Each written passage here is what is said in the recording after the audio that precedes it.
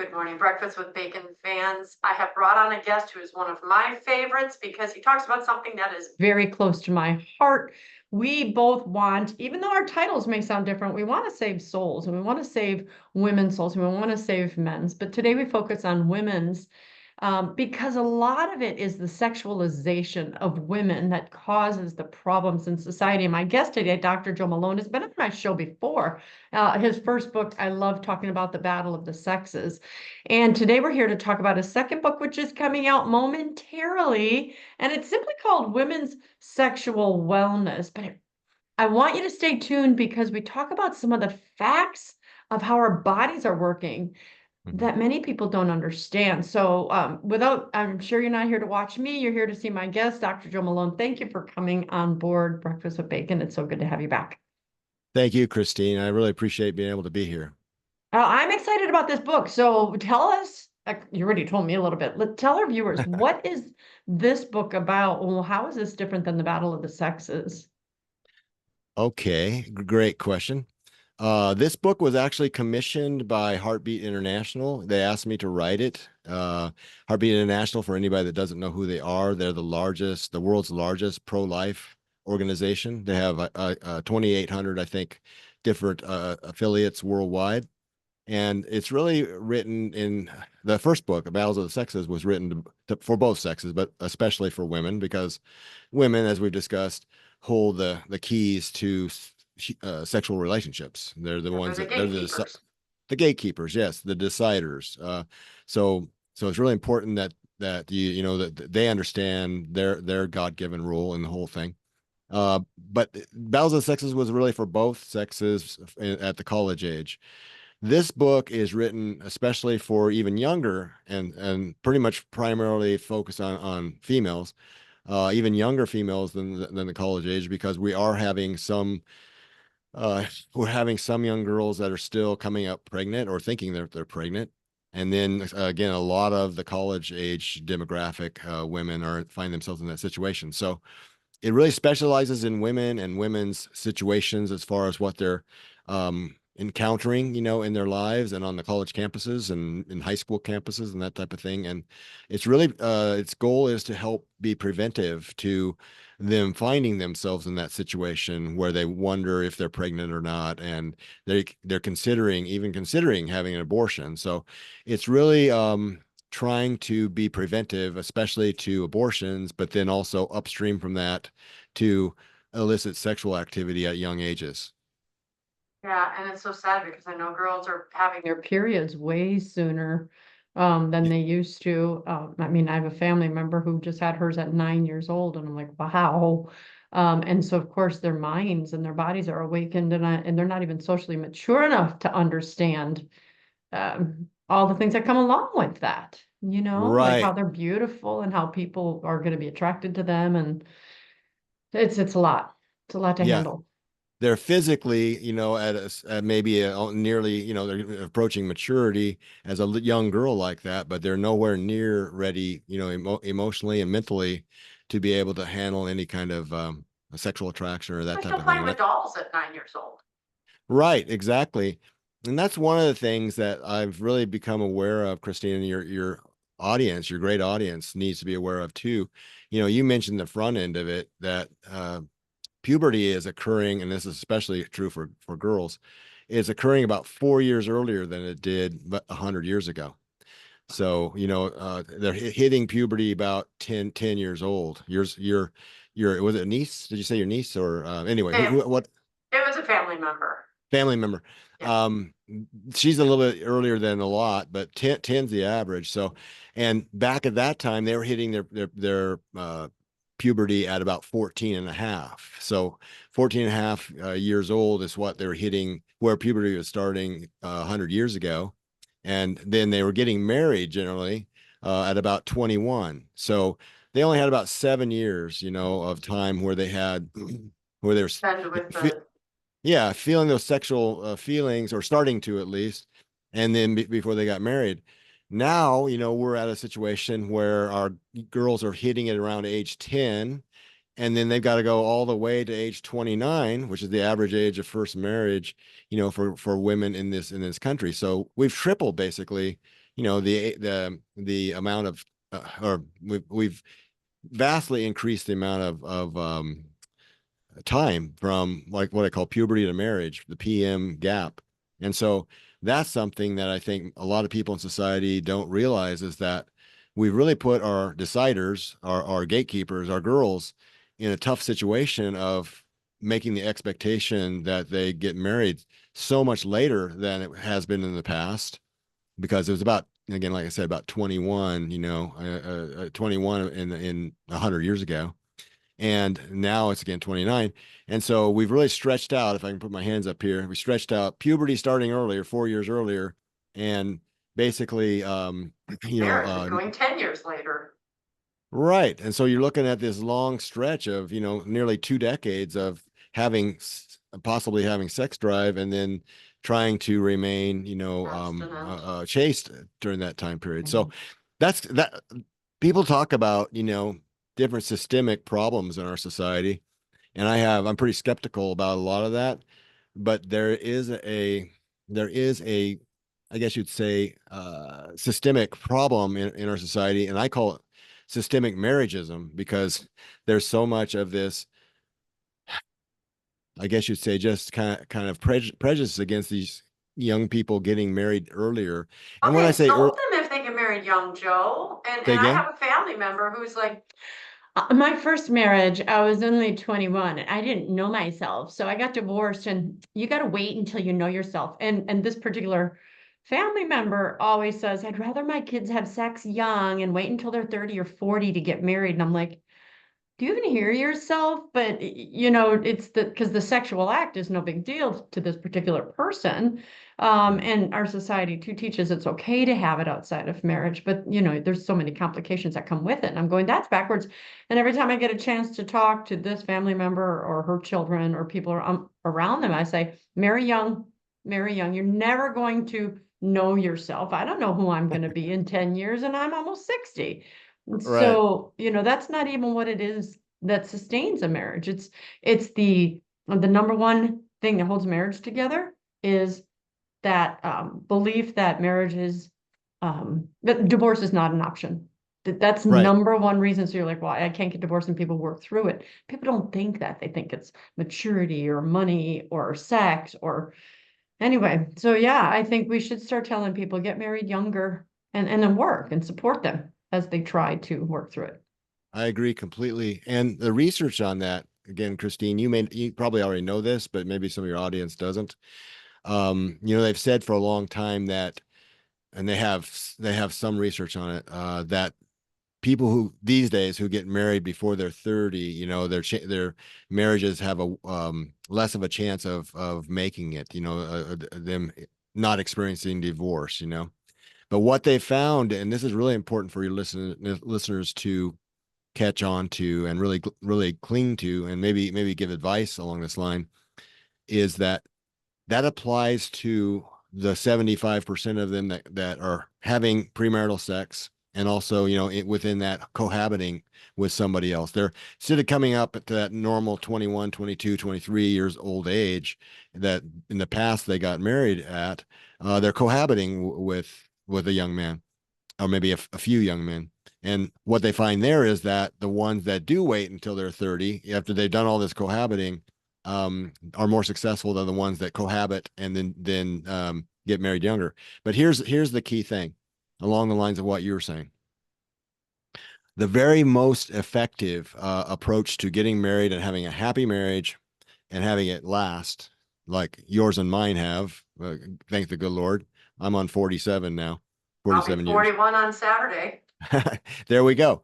We're in the 40s, so we're doing pretty good. But the key thing is to not have sex outside of marriage, and then not cohabit, especially don't cohabit. What they found was that the young women that got married starting at age 22, and they could go all the way up to 30, but it's mostly is near the 22 mark, and who hadn't had sex outside of marriage, and also hadn't cohabited, obviously, especially cohabiting. The ones that didn't cohabit, their marriages did the best of all. So the old school and the Catholic approach, to chastity until marriage, and then getting married probably not waiting too long, to get married. And then you and your husband, as a young woman, you and your husband growing, your lives together, because their brains, as you know, at that time are still very plastic. They're still very pliable to each other. The brain hardens up, so to speak, around age 25. So that's a very advantageous time in life to get married, and then again make your way together instead of trying to get everything in place, as you were saying, and get professions, have 2 degrees or whatever, and then go forward, because your brains are pretty 26, 27, 28, 29. You've got a pretty much hardened up single person brain. So all that said, the old school, to kind of summarize that, the old school, save yourself for your marriage and don't wait too long to get married, meaning 22, 23. You're still at a good age at 22, 23, even 24, 25 even. That works the best, as opposed to the sex with different people and then cohabitation. And so I go into some of that in this women's sexual wellness book. But a lot of the research that I'm sharing with you right now is even newer than that book is. So anyway, that's very important, and I think it's part of the reason our girls and young women are doing so badly these days, is because it goes so much the lifestyle that we have, thanks to the sexual revolution, or I call it the sexual devolution with a D, sexual devolution, meaning degenerated. Evolving, yeah. Yeah. We've got really a lot of unhappy girls and young women. And then again, you're probably familiar with in 2021, I think it was, they had, they're showing that, I've got it right here, 57% of high school girls felt persistently sad or hopeless in 2021. And that was a 60% increase. And only 29% of the boys the same age reported the same feelings. So it's definitely a girl thing, and I think it's because we've pushed them in a direction that goes against most of their They're sexual natures. natural. So Mhm. yeah, Well, girls are more inclined to be modest, and there's this tearing down of the wall of just showing everything. And these days, I just walk around and I'm constantly staring at people going, what have we done? They're half naked. We have people showing every single body part. And I think they feel like they have to. And then they get comfortable with it. And then they get objectified. And then they get upset if they're raped. And then, not that they shouldn't be upset if they're raped, but we're right. increasing all of these factors that just, it's so sad. And so these girls are so confused, you Yes, they know? are. Yes, they are. And the other thing is, this is something that's in the book that again, it's scientific. Okay, let's just put it that way. And again, this is something that most people don't know, but let me share it with you and with your watchers here, your audience. At puberty, let's say between age 10 and 15. Okay, both sexes go through puberty, and the boys are a little bit later normally. But still around that same age that it takes place, 10 to 15. During that time period, both sexes get about 5 times as much oxytocin as they had before puberty. Now, oxytocin, you say, why is that important? Because that is the major bonding chemical for both sexes.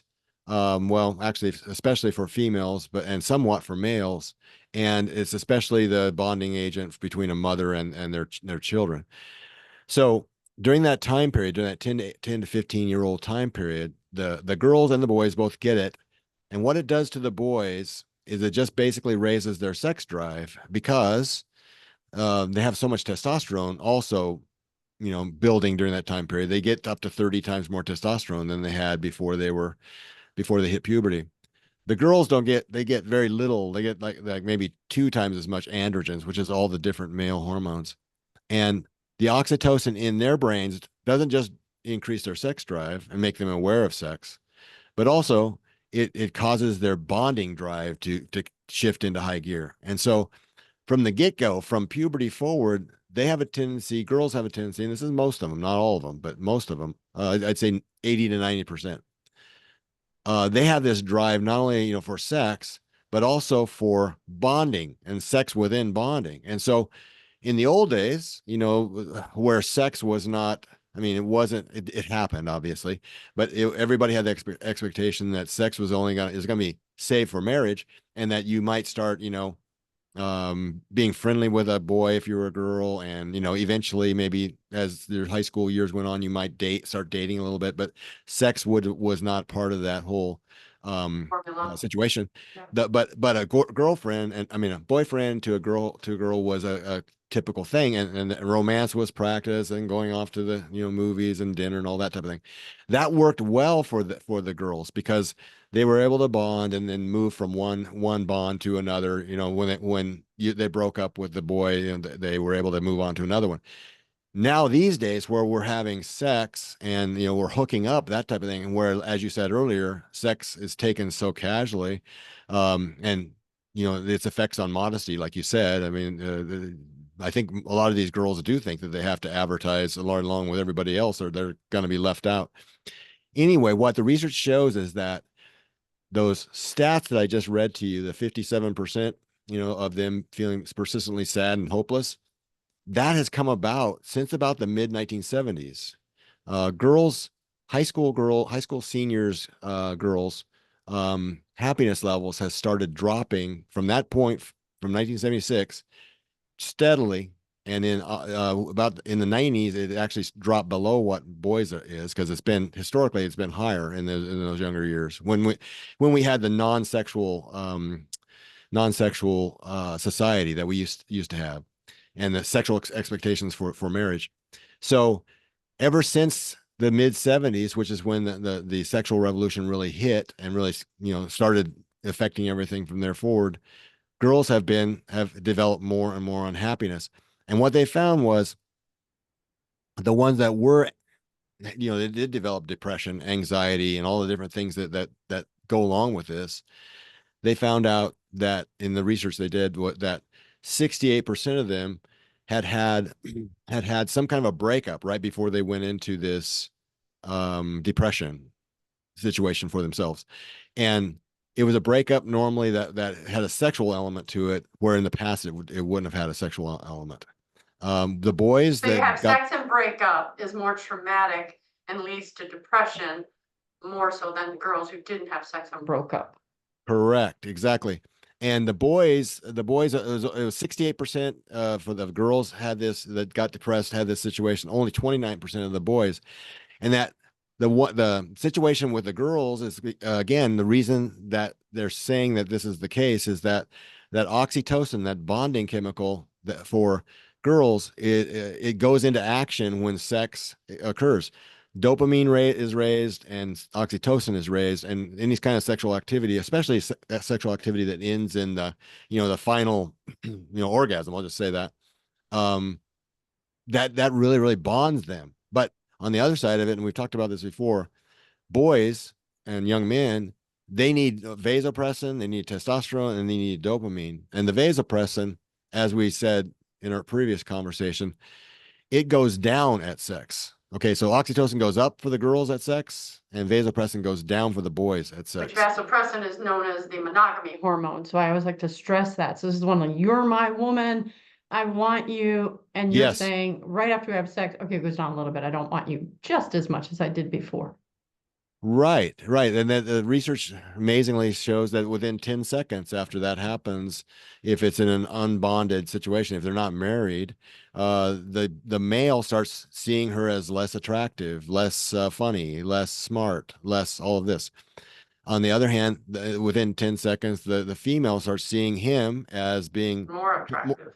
yeah, more attractive, smarter, all the good stuff. So that's why so many girls and young women these days end up with their hearts broken. And again, women's sexual wellness, the book's right behind me on the shelf there over my shoulder.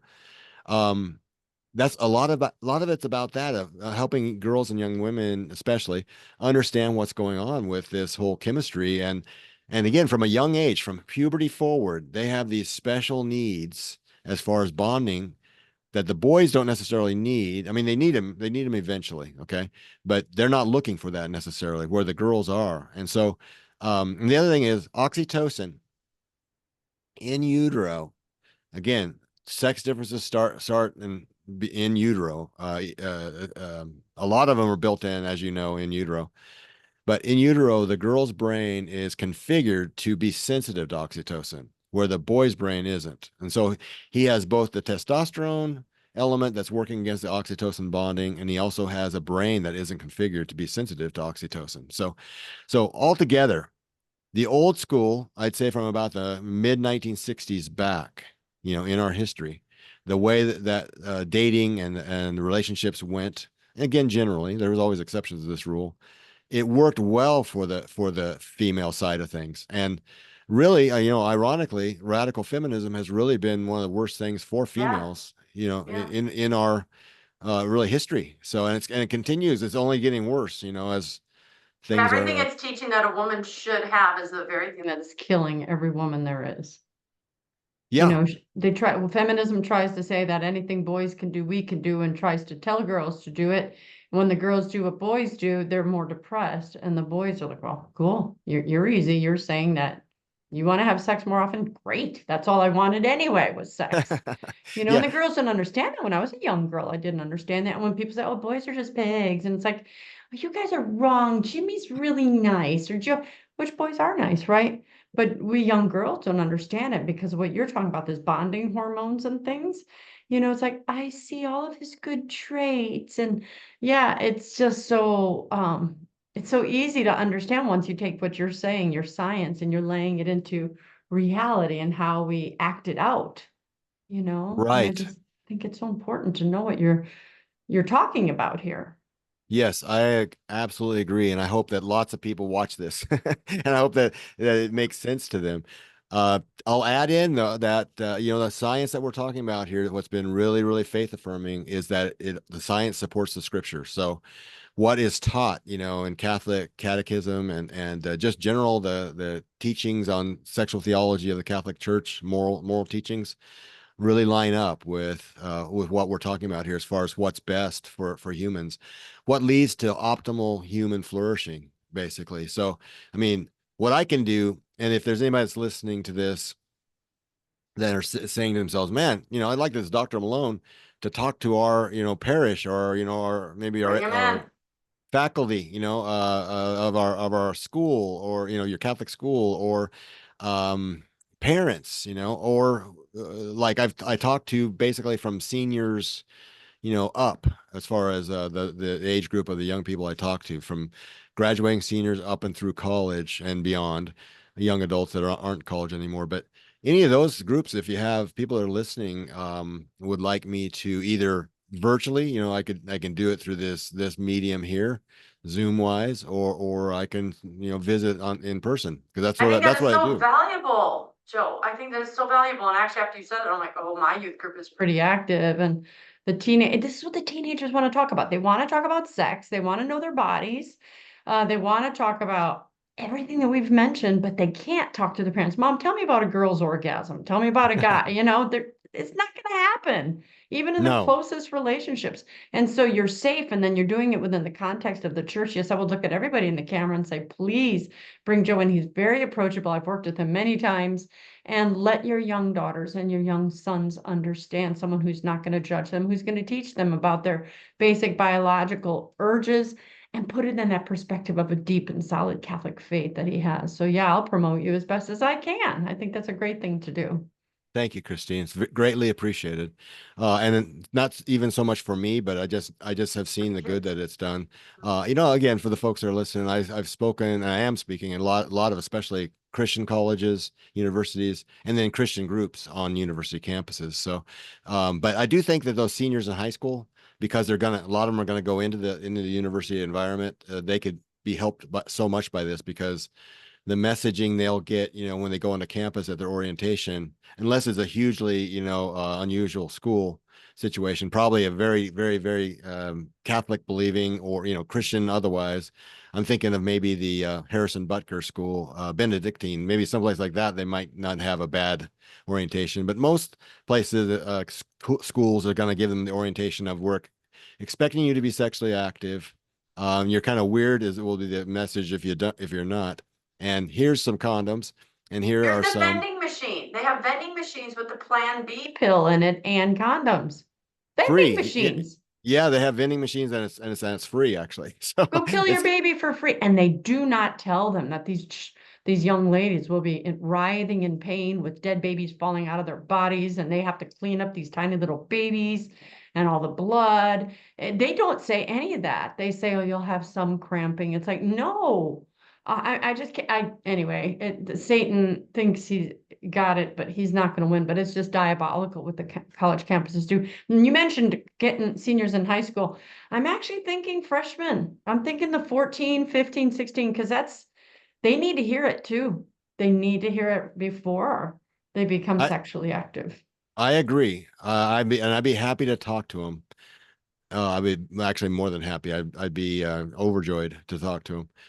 What I found in the past is that, especially administrators in this subject, especially with the younger than the seniors, they're real touchy and queasy about having anybody talk to them about it, because they can get so much blowback from parents that don't understand. Most sex educators that are in schools these days are trying to sexualize the students. They're trying to get them to be more sexually active, and just kind of in their view, free them from the oppressive forces of society that are keeping them from being sexually active, because their phrase is sexual from birth. They're saying that from a child, from the time you're a little child, you're sexual, and that's just crazy. That's crazy. What do you think puberty is there for? I really hate to see young kids, even though it's good for them to know some basics coming up when they're in the young ages, like the K through 5 and that type of thing, just your basic general outlines of things. But from middle school, you're right, from middle school up, um, some of them have some huge hormonal urges going on, and some of them, as you said earlier, especially the girls early on, they get pretty mature pretty fast, and then they don't even know they can't understand the boys and the men's reactions to them. So it's Well, and very I'm difficult. talking to these kids, Joe, I'm sorry for No, interrupting, that are no, go ahead. young. They're young. And how many, if you ask them, what percent of them has seen pictures or sent pictures, they won't all admit to sending, sexting. My grandchildren are like, oh yeah, everybody here sends pictures of their things. And so you know how it is. You're sexually aroused when you see those images, even if you didn't want to be. And so that's forcing these kids. And just the idea of how funny it is. Go send a picture of your breasts or send a picture of your privates. Um, and they don't know. So yeah, we need to help them understand visually stimulated, emotionally stimulated, what causes you to want, I mean, because you're gonna have to fight a demon if you have looked at these pictures and then you're gonna go on a date and hope to abstain from what your body is calling you to do. So Right, yeah. right. And also, especially the girls, the young women. Well, first of all, the girls and young women don't generally realize that boys are so much more visual, generally sexually, than they are. For a girl and a young woman, especially a young one like that, it takes a lot, to hit that situation where they're actually not a lot to get a crush on a boy or a guy, but a lot to get to that sexual arousal state that comes so easily, for males, because they have the 20 times more testosterone. And also they're males, as we said in an earlier podcast, there's one of the three areas of the brain that have to do with sex drive and sexual attraction, that are twice as big and twice as packed with neurons as in the male brain as in the female brain, is right here behind the optic chiasm, right there at the optic chiasm where it comes into the brain. So males are very, very visual, and that's why pornography is 6 times more effective. There's 6 times more boys that get addicted to porn than girls. Girls, on the other hand, though, are more like in the present moment of being with a boy or a young man, young woman, young man, and being around them, and their pheromones are communicating. He's got the right pheromones for her, as far as his major histocompatibility MHC system, like his immune system, is enough different from hers that his smell, if they kiss, his saliva, all of that is really turning on to her. And she, especially if she was at that fertile window, that day about 8 through 14 of her menstrual cycle, she's very vulnerable to, the kind of the whole picture, helping her to get into that kind of aroused sexual state. And now you add in alcohol, and alcohol raises especially a female's testosterone levels, and she's not used to very much testosterone most of the time. And at the same time, it inhibits her prefrontal cortex, which there isn't much there anyway at those young ages, prefrontal cortex wise. So And the alcohol. prefrontal cortex is what helps you make good decisions, is what you're saying. And so that's inhibited, but then your sexual arousal area of your brain is The limbic area lit up. is lit up. Yeah. And so the boys and the young men can be lit up just from viewing. And that's why being modest for a girl, young woman that doesn't really understand how boys' minds think, they don't see anything wrong with wearing a real short skirt or, low cut blouse Or the breasts showing, and the clothes where you can see their areolas through their shirts, or no bras, so their nipples come out. And I mean, I just look at this now and I'm just going, oh my gosh, I everywhere I turn, I'm going, cover I don't think up, cover I up. don't I don't think that they realize, Christine, though. They I know it know they gives them don't. I know they they know that don't. it gives them attention, and it's Mhm. positive attention, and from all kinds of males, probably boys their own age and probably guys Older older than guys. them. Hmm. Yeah. So, they like that part of it, but they just don't realize what it does in the male's brain. And again, in the male's brain, as we talked before, males, along with everything we said earlier about within 10 seconds of orgasm, she's going down in his estimation on a like a hookup on a non-marital sexual situation. But along with that, guys have a tendency to categorize women, girls and women. And if they are willing to, first of all, if they dress like that, they're going to get a certain idea about them, not the one probably the girl wants them to have. And the second thing is they're going to try things with them probably if they're dressed a certain way. I mean, given just the typical boy, not your boy that's been taught well and has deep religious, in this case Catholic, Christian beliefs. There's that they're going to act differently. They're going to go against that impulse. But in general, dressing immodestly is really, really a negative thing for a girl because she's setting a bad tone. And then she's not she's not getting the boys and young men to respect her and respect her worth because they're seeing her as not they're categorizing for a Yeah, good you time got the only. girl I want to date and the girl I want to marry. So the girl I want to sleep with, but I want to marry that one.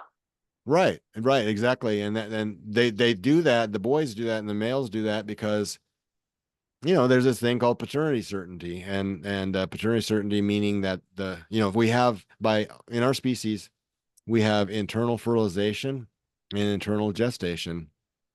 And so really the woman in the situation, or girl, hopefully not a girl, but the woman in the situation is the only one that really knows who the father of the child is. And so if, if the girl is acting, if she's acting, promiscuous looking, and then, she's looking that way, first of all. And then secondly, if she's acting that way, then the male is not going to want to stick around for the marriage with somebody like that. They're going to want to just have a good time, and more than likely they're going to move on because of the bonding, as we described earlier. The vasopressin bonding is never going to take place. The successful pathway for these girls and young women, they need to realize, and this is probably the biggest lesson I can teach, is that the pathway to success in a male female relationship that hopefully has the potential to be a marriage relationship is for her to do the old school women's again, chastity, Say no women's and make them want me. right, because again, that's going to make that vasopressin stay in his brain while he's around her, and just he's infatuated, and again, he's not getting the ultimate the sex that he may be wanting. But on the other hand, he doesn't really want it because he doesn't really want her to give in because he wants to see that she has the guts and the discipline to not do that. And then that's going to reassure him that down the road, she's not going to, step out on him. And between now and then, between now and them getting married, she's not going to be promiscuous. And so, and same thing with him. She wants, although it's not as a big of a deal because you know, every woman knows who, they have sex with. So that isn't a situation where there's a mystery about it. But they want a man that will stick around, while they're pregnant, and be a good husband, be a good provider, work with her, work with her when the children are born, and just make it a team, a team situation. Be a provider and a protector, and a male doesn't display that by uh having promiscuous sexual relationships with women. So ultimately, it kind of comes down to trust. We humans we're born into a situation where we're dependent on a trust relationship. If our mom and our dad, because we need both really working on this, if they don't take care of us as humans, we're so prematurely born because our brains are so big, but they can't come out the birth canal without being as premature as they are. They grow to 3 times the size they are when they're born, within about the first 5 years. So we are totally dependent, as opposed to most other creatures that are born. Most other creatures, if you think about it, a horse can run very quickly after they're born. All these different creatures that are born can pretty much, defend themselves or run or take care of themselves. Our babies are totally dependent on us. So For years, we have that. yeah. You have that requirement of a dependence on a trust relationship, and that's based on oxytocin mostly, oxytocin and vasopressin, from the father. And that's how we come into this world. And then as we mature through the baby and toddler and child years, and then up into puberty and through puberty, we're looking for that again. That's the human instinct in most cases, is to look for a trust relationship that we can build with this person of the opposite sex. And then we repeat the process of okay, here's our child, and now they're dependent upon us. We have this bond between the two of us. We have this love, this where we would put the other person first. I mean, the assassination attempt, I think, really, a week or two ago, whatever it's been, of President Trump. Where the firefighter Corey threw his body over his wife and daughter's bodies and shielded them, and he got killed from doing that. That's the ultimate. That's the ultimate thing of what people are looking for. And again, you don't find that in a hookup, situation. You don't find that in casual sex. You find it Yeah, it's to each his own in hookups. I got mine, you get yours. right. And really, when you said what you said earlier about when you mentioned it, um, really chemically, biochemically, and hormonally, hooking up or watching porn, and probably a couple other situations, friends with benefits, is really like a drug addiction. It really hits the brain the same way, because it basically gives a person a high, and then boom, it drops right back down. Falling in love with somebody and getting married to them, committing yourself to them, is not a drug addiction. It's a biochemical benefit that just keeps on building and building and building. We all know that drug addictions, I guess, and substance addictions, and then also behavioral addictions, which is what hooking up and porn would be. They all lead to a bad place, because they end up, again, your dopamine's involved in all addictions. So it's supposed to, if I can get this right with my camera here, it's supposed to go like this, and then come up a hill, and then come back down gently to another level, and then to a hill again. But when we do things like hook up or watch porn, it goes sharply up, and then it crashes back down. And every time it crashes back down, it goes to a lower level than it was before baseline. And so when you do it again in a You near in need more time, of it. Yeah, you need yeah, more and of it to have the same high. because you get desensitized to it. Yes. So we were not meant to have these casual sex relationships and hookup relationships and porn.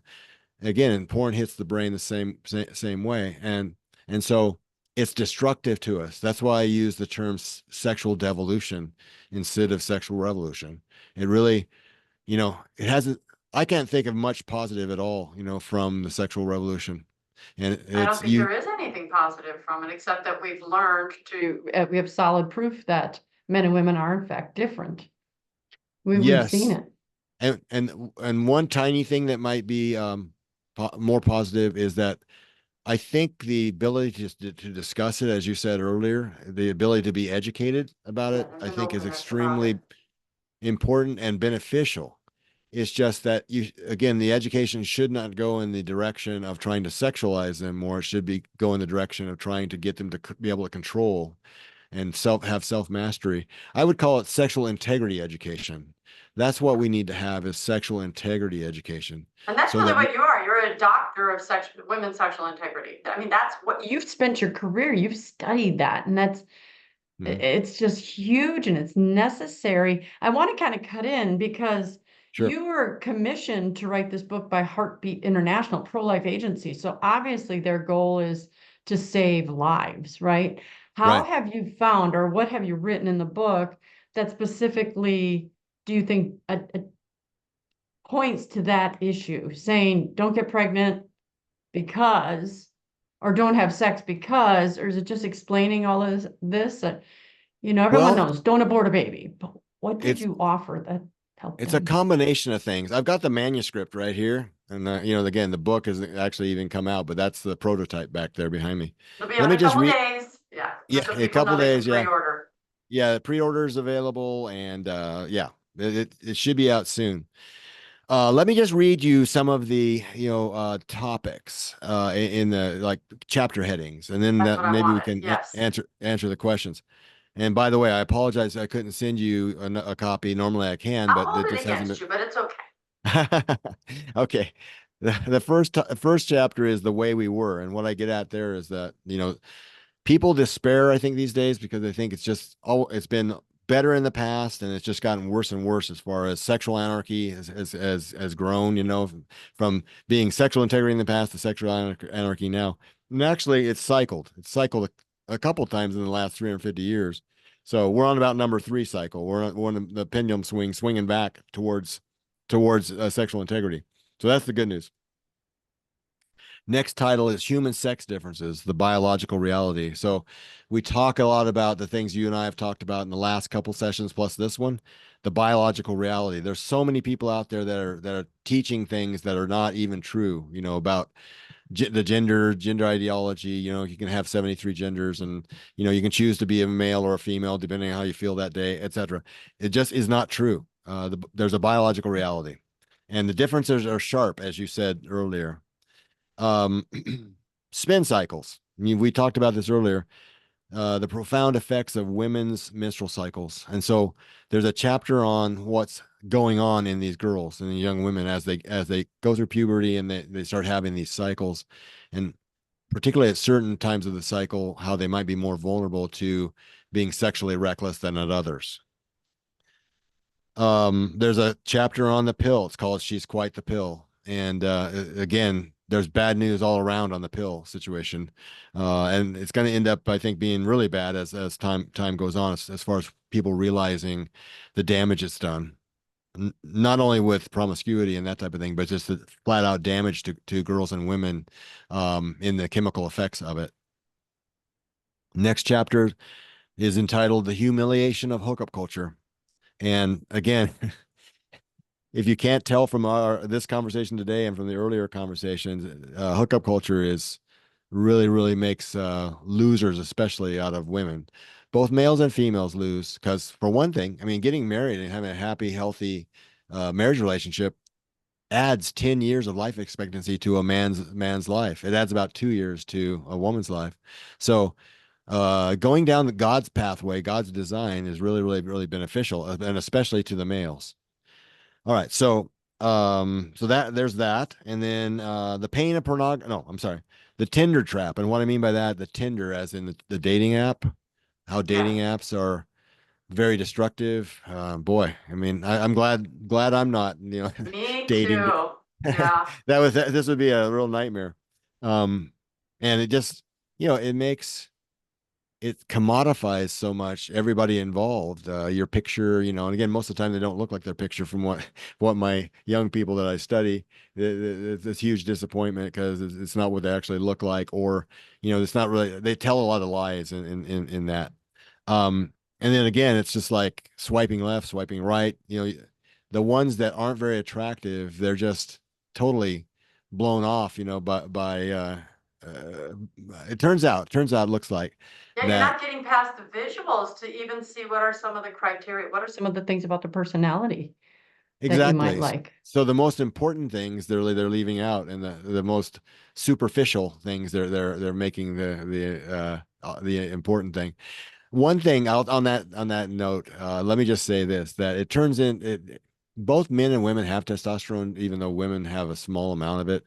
But there are times that testosterone with some women, again, especially like if they've been drinking alcohol, they will go along the testosterone route where, you know, they're just interested in sex. And again, that's very rare for a woman, but they end up in when they're in that kind of situation where they're hooking up, they end up with shallow, superficial, and short relationships. That's what it ends up being: shallow, superficial, and short.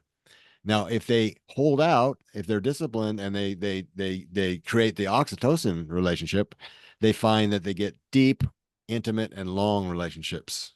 So that's what the most women that I've dealt with, young women, they want deep, they want intimate, and they want long relationships, long as in lifetime, if possible, as opposed to, you know, a week and then he's Yeah. on to somebody else. So, all right, just wanted to mention that. The pain of pornography. Now, again, we talked about pornography, but from a biochemical point of view, I explain it from a biochemical point of view.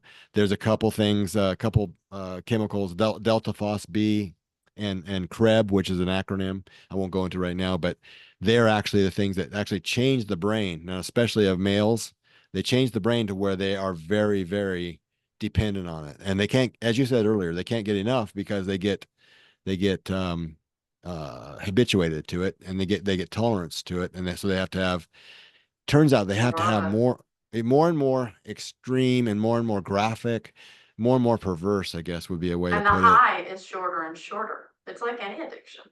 Right, and it's people don't realize it though, for the most part, that porn is one of the worst because it addicts more of them, a higher percentage of them than would be addicted otherwise, because we have this instinct for sex in us. We have an instinct for food, of eating. So eating disorders, overeating, people being obese, and especially, you know, like the United States is like way above what it should be naturally. But we have this satiation overcoming mechanism in us when it comes to food. We also seem to have it when it comes to sex. So it has a tendency to be more addictive to more people on a population basis than like heroin or Yeah, alcohol right. or your typical thing. So that's another thing. And also with high speed internet porn, really the big thing for males especially is novelty. You know, if they keep saying seeing novel sexual situations, it keeps popping their dopamine up. But as you said earlier, you know, most things, if they had the same situation, same sexual situation over and over again, the dopamine drops because there's nothing novel to it. But with high speed internet porn, especially like in high definition, like they have it now, they just can keep seeing all these different things. And again, it usually goes more in a more and more perverse, extreme, violent direction. So not a good situation. And also they're getting it so young. You know, I think the average first exposure is 11 years old, and I that's thought it was imprinting. younger than that. I thought it was 7 or 9 now. Well, it may be that's probably 3 or 4 years old, so it may be happening even earlier. It's hard to keep it away from them because Horrifying. screens are ubiquitous. Um, I uh, remember when my grandsons used to play with their cousins on the video game, right? And there was one game they liked to play called Assassin's Creed. And so you have to type it in to pull it up, and they type in ASS, and then stuff would pop up. And my grandson was like, he instantly knew it wasn't good, but they got exposed. And then, of course, uh, he told me later about some things that he had seen, and he was so innocent about. And so I didn't get mad, of course. It was like, angry at the organizations that do that. Um, anyway, 7 years old. And then I heard that the average age was now around 7 or 9 years old, which just makes me just hate Satan so much more for what he's trying to do. But that's just me. It's got getting younger and younger. Yeah. And it's all satanic, it's They all want their satanic. minds. Yeah. Yeah. The stigma of STIs, again, promiscuity and cohabiting is a huge part of that. And women are more vulnerable. I won't go into the details, but just on the Well, we already anatomically. talked about that. Women are the recipients, right? I mean, so Yeah. they And they receive have, all the chemicals and they receive all the semen and they receive all the liquids and right. And Mhm. there's an environment there that's primed Yeah, for right, bacterial right, growth. Whereas on the male side of it, there isn't an environment there, right. that's primed for bacterial and And it just viral. hurts the women in all the ways. Yeah, I mean, especially the ones that don't, it's very common for them not to realize that they have a STI, and for it to go for years because it's asymptomatic. And then it's creating crust on their fallopian tubes, and many of them end up not being able to have children just because of that. They're made infertile just from their what they did in high school or college, and that's heartbreaking.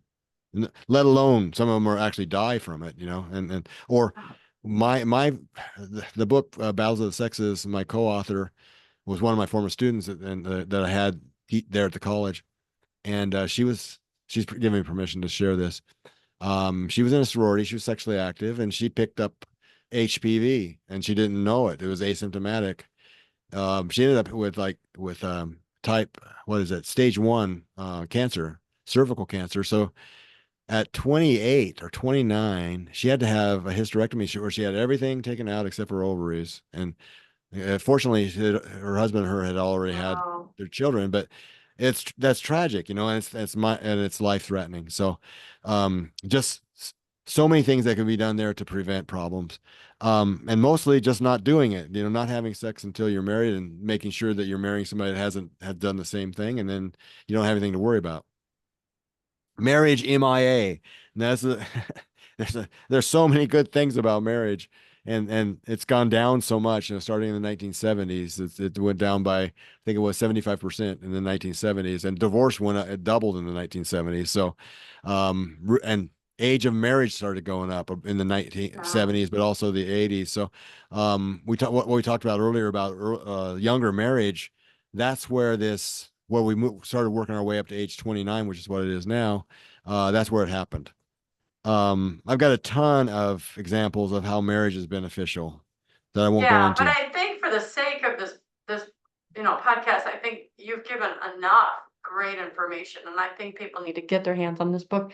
And I Yeah. actually, as much as I love your books, I think parents should consider giving this to their children at an appropriate age. Middle school, I think, would be a good time and read it, or maybe sometimes I've talked to people about audio taping themselves because it's very embarrassing. As open as I am, I still didn't talk to my mom about anything because it was just private, right? So I found if you're not looking a child in the eyes, if you audio tape yourself reading the book or reading the book and then giving Mhm. the child that recording to listen to and then say, here, if you have any questions, that is what I'd love to see parents do is get their hands on this book, find the part that they think is most appropriate for their children, and then just start sending to them because the kids will be like, they'll act like mom, but they will be in their bedrooms listening to it because this is exactly what intrigues them, what they want to know.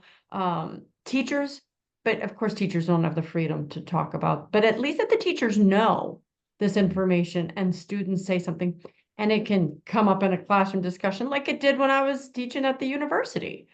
Well, if you Right. have the information, knowledge is power.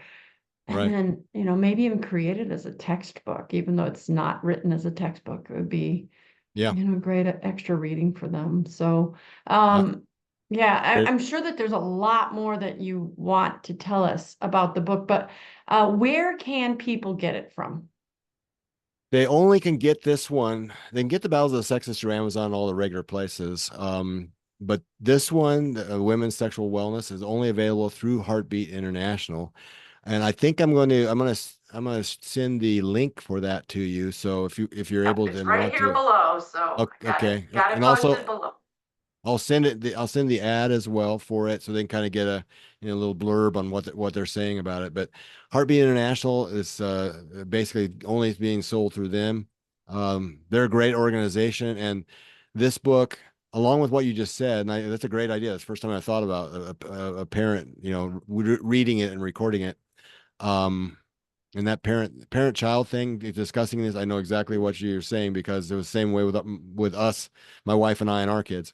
Um, but yeah, they'll have to order it through them, and it has another feature to it that they might like is it has Bible verses that apply to that situation, in the Ah, text. So nice. interspersed in all the text there, there's Bible verses that show that, in God's plan, he anticipated all these things and he's got the direction for it. And so they can throw that into their children as well. I think it would be great, absolutely not a joke, taking it into Bible study. It is part of God's plan for us. And everyone wants to talk just about the spiritual, love your neighbor, turn the other cheek. No, let's talk about Bible study in terms of your body and sex. And let's get us back on track. I would absolutely, and that's perfect. Study Well, that Bible verse and have the kids talk about it. that's an awesome idea because I know these I ideas are think, coming to me, Joe. yeah, I need to get you in charge of my media Well, and your my work is PR. so good, Joe. The work you're Well, doing is and amazing. God vice is really using you. versa. That's a great idea, and I can see like even a women's Bible study, where they go through it, and the Bible verses are there, but then there's all these scientific facts that are helpful to them, would be helpful to them if they are counseling with younger women. The Bible talks about older women counseling with younger women in Titus, I think it is. Yeah, that's actually a great idea because it's I think very you and I interesting. like a little video series. We'll talk about that after we go off the camera, but I think we need to get these out there and get them in the hands. Little, what did they used to have, those little Bible tracts that they'd pass out in paper? I think these just kind of need to get out because it's exciting stuff. The kids like it.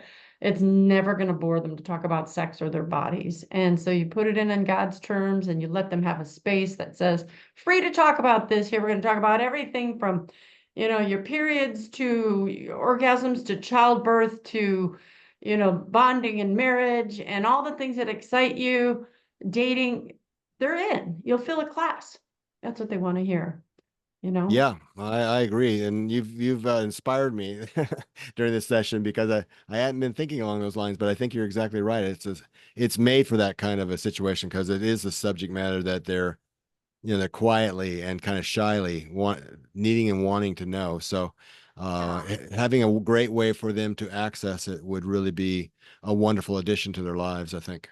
Yeah, because so many kids don't read, and those are the ones that need to get the book. But we could talk about this forever. I love your work.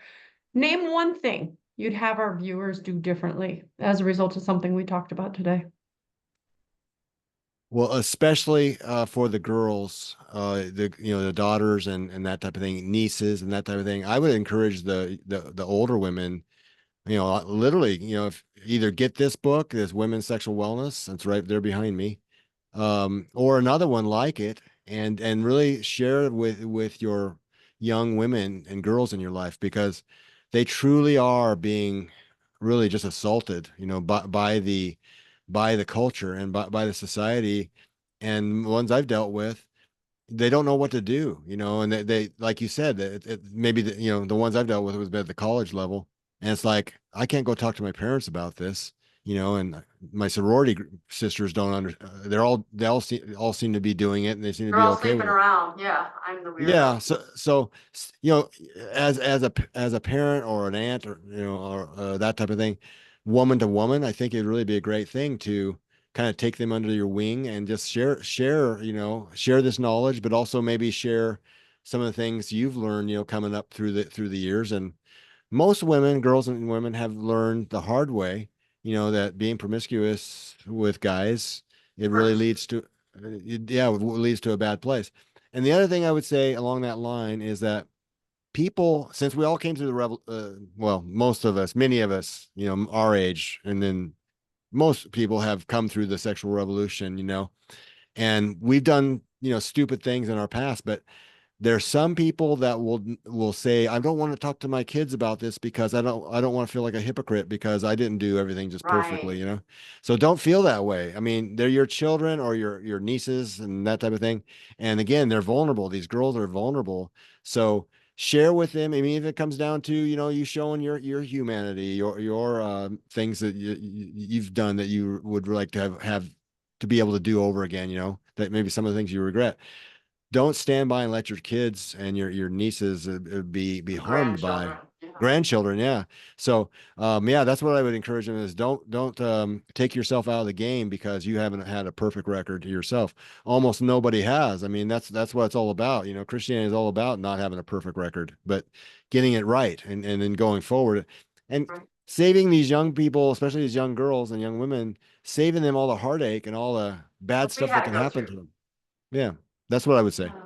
Ah, Dr. Joe Malone, you're awesome. I want everyone to get your hands on the book. It's Women's Sexual Wellness, and you can get it from Heartbeat International. There's a link below for you to click on it. But the book you see in the background there, Battle of the Sexes. He's been on my show. We talked about that. I'll put a link to that podcast also in the show notes so you can watch that show as well. That one was one of those, don't let little ears listen to it because we went kind of deep in talking about stuff. So, and Joe, can they find you or is it just get you through the books? Do you have any kind of public persona or contact that if people are interested that they could Yes, get you ma'am. or what is that? They can get in touch with me. Thank you. They can get in touch with me on drjoemalone.com. So it's just drjoemalone.com.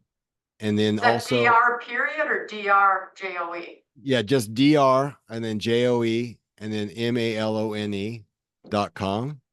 And then just same as you're looking at the bottom of my screen here, Dr. Joe Malone without the period Punctuation, after the R. right? And so, and then the other thing is on Facebook and Instagram, Romance Revolt is the name of our program that we've got going there. And please, if you have either young men, young women, boys, girls that are coming up in and through this time period, we're trying to promote on Romance Revolt. So it's just Romance Revolt, Facebook and Instagram. We're trying to promote these values that we're talking about and encourage them to go down these pathways of premarital chastity, building strong marriages, building strong families, and show them that they're not alone, in all of this. So Romance Revolt, Facebook or Instagram. So almost most people seem to be on one or the On other of those. those, yeah.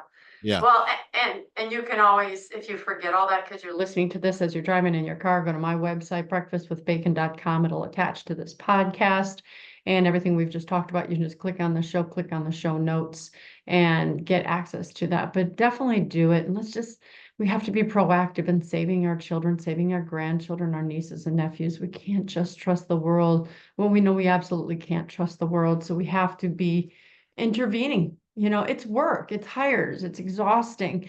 But, when you answer to God and he says, you intervene for that young lady or that young man, as much as I know you were busy, and God's going to reward you for that. And that's what we need to do. We're Catholic first, and then we are everything else, mothers, daughters, sisters, brothers, sons, workers, and things like that. So, did you have any last things you wanted to say before I took us off?